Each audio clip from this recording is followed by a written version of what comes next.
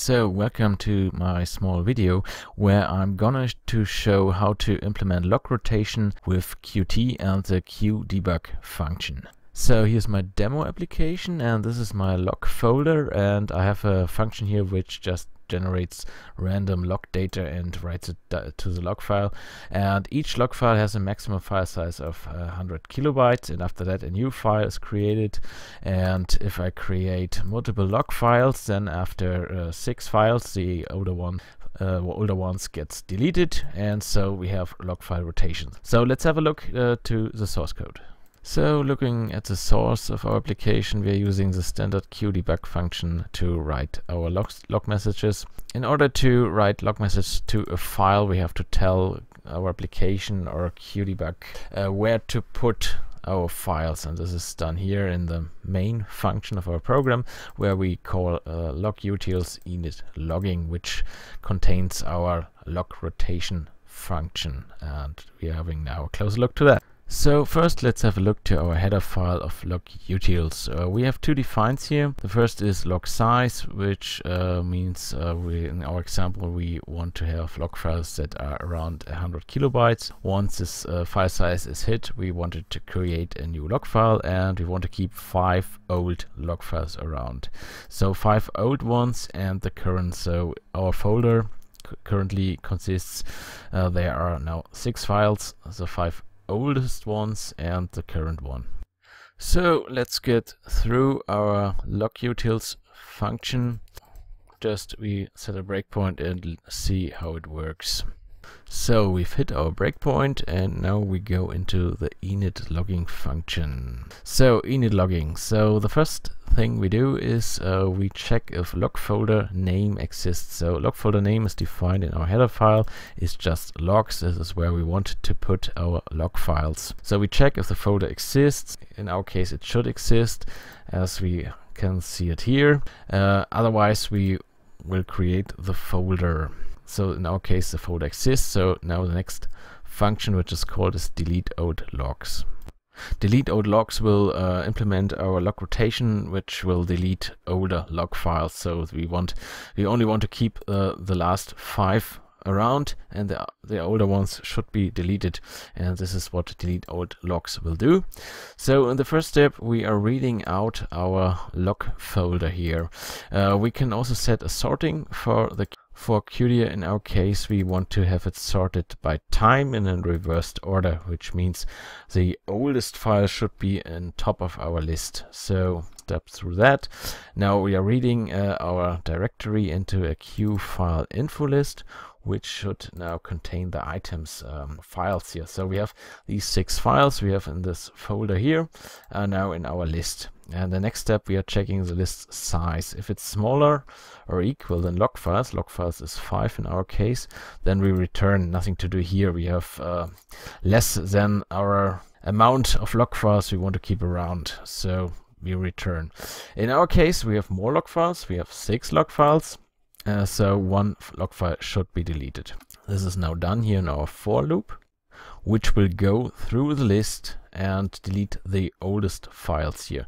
So we start from 0. 0 is our oldest log file here, and we'll increment it until the list size minus the log files. In our case, we have 6 minus 5 is 1, so we will only delete the first item here in our for loop.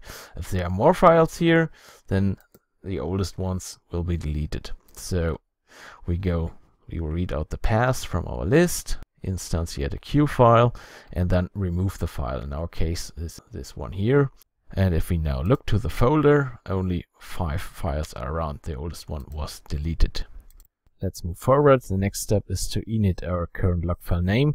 So each time the application is started, a new log file is created, a new log file name. So if you go into that function here, the log file name is just the name is log.txt with the current date and time in it. So the current log file name in our case is this one here. That's the current time and the current date. And the next step is to open the file for writing. It's just a test, and if the test is successful, if you can write to the log folder, the message handler is added. The message handler, that's this part here, it's a function where we tell what to do with the messages. In our case, we want to write the log message to a file.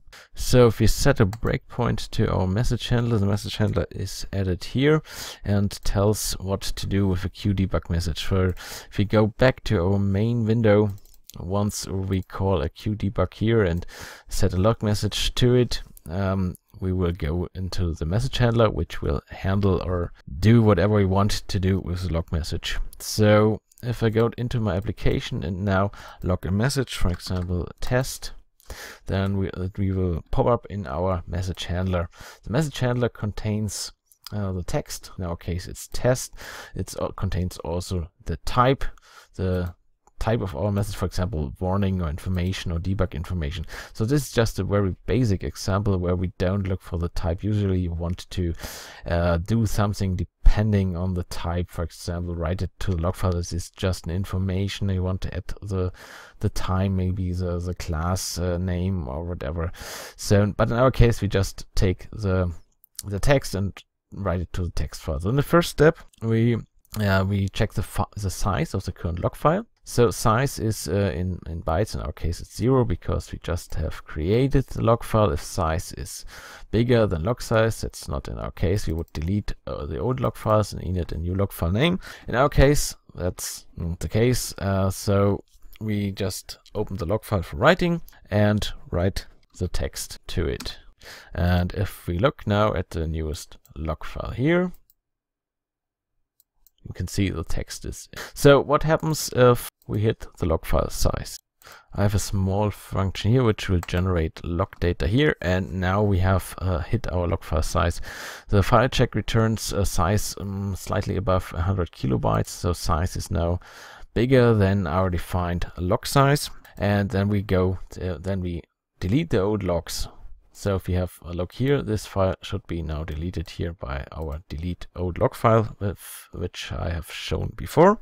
Let's step over that. So oldest file was deleted, only 5 files are left. And in the next step we init a new log file name. This was our previous log file name. Now we set a new log file name, and then we will write the log message to the new log file name. And our new message is now here in this log file. So that's basically the example on how to do log file rotation in Qt. If you want to try it out, the demo project can be downloaded at my website. Link is below that video. So try it out and have fun. Thanks for watching and goodbye.